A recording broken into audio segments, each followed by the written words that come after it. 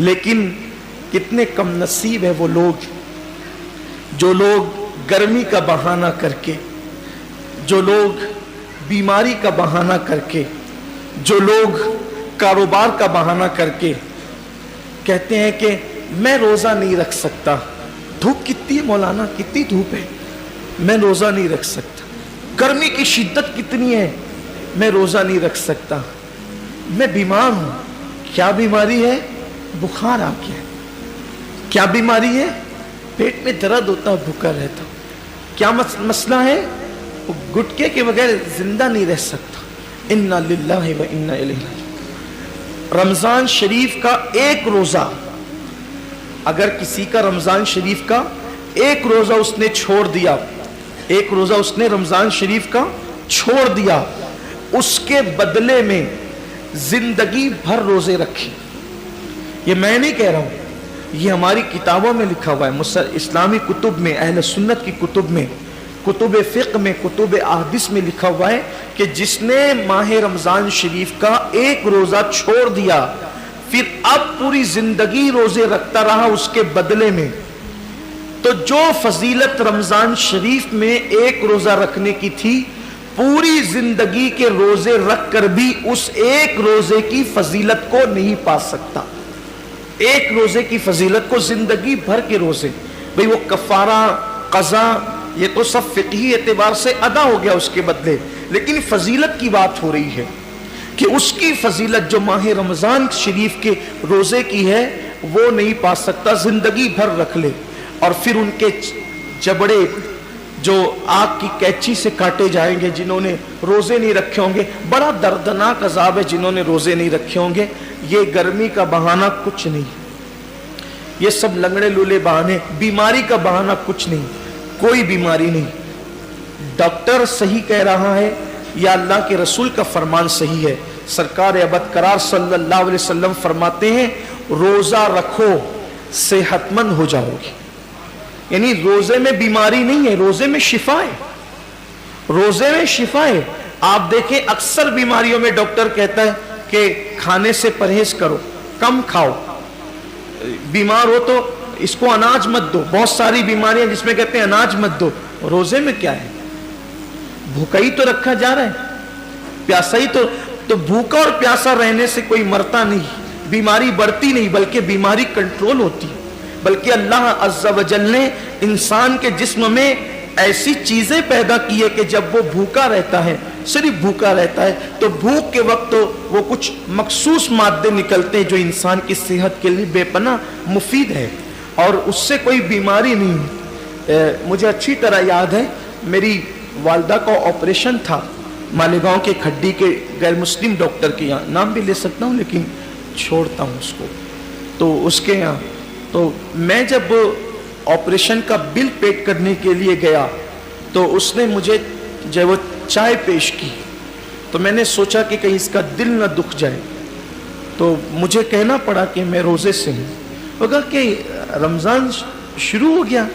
میں نے کہا یہ رمضان کے روزے نہیں ہیں، یہ 13، 14 اور 15 مہینے کے جو 3 روزے ہمارے نبی پروفٹ محمد صلی اللہ علیہ وآلہ وسلم رکھا کرتے تھے تو ہم لوگ بھی رکھتے. تو سب تو نہیں رکھتے، میں نے سب نہیں رکھتے کیونکہ وہ ضروری بھی نہیں ہے، فرض و واجب نہیں ہے رمضان شریف کی طرح، لیکن یہ سنت ہے.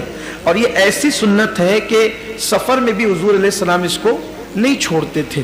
اور ہمارے نبی صلی اللہ علیہ وسلم نے فرمایا کہ جو یہ روزے رکھے گا تو اس کے چہرہ آخری دن قیامت کے دن 14ویں رات کی چاند کی طرح چمکے گا. آپ کی دعاؤں سے میری عادت ہے، مسلم ہو یا غیر مسلم ہو، جب بھی کوئی ملتا ہے ایسا تو پھر ہم اپنا سودا کھول کے بیٹھ جاتے ہیں، کیونکہ ہر دکاندار چاہتا ہے نا کہ اپنا سودا بکے. تو اپنی عادت ہی ہے کہ بتا دے، پھر اللہ کی مدد. وہ اس کا چہرہ چمک اٹھا، یہ بات سن کر اس کا چہرہ چمک گیا. اس نے کہا مولانا صاحب یہ تو آپ کا مذہبی معاملہ ہے، لیکن یہ سائنس کہتی ہے کہ اگر مہینے میں 3 دن اس طرح سے اگر کوئی بھوکا رہے گا تو اس کا پیٹ واش ہو جائے گا، دھل جائے گا، صاف ہو جائے گا، اور پھر وہ کئی بیماریوں سے بچ جائے گا.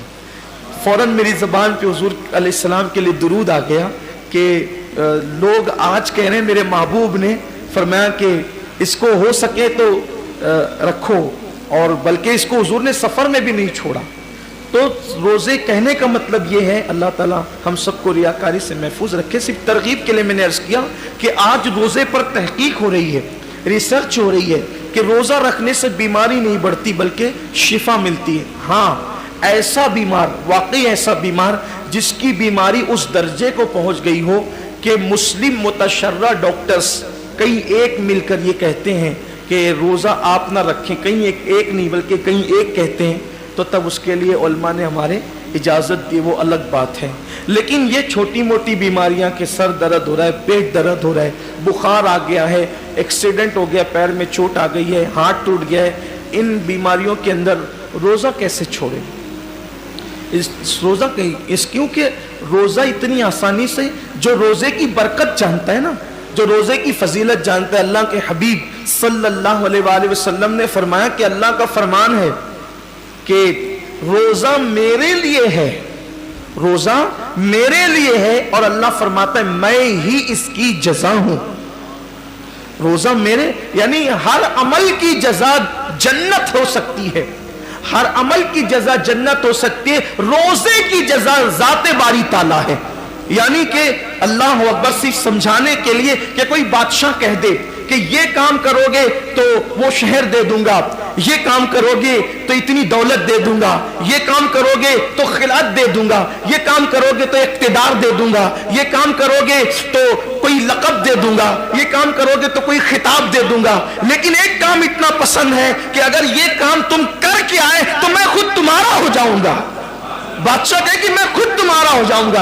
अल्लाह अकबर, सोचे ना जरा फिर उस काम की शान क्या है। अल्लाह कहता है कि रोजा मेरे लिए है और मैं ही इसकी जजा हूं, मैं ही इसकी, मतलब क्या है? अब मतलब तो अल्लाह उसका रसूल इसकी मुराद जाने, लेकिन सूफिया कहते हैं, रोजेदार से कह रहा है रोजा रख मैं तेरा हो जाऊंगा, रोजा रख मैं तेरा हो जाऊंगा। और एक रिवायत में यूं भी आया है कि जो रोजा रखेगा इसका मतलब यह है कि मैं ही उसकी जजा हूं, मतलब रोजेदार को अल्लाह अपना दीदार कराएगा, रोजेदारों को अल्लाह का दीदार नसीब होगा।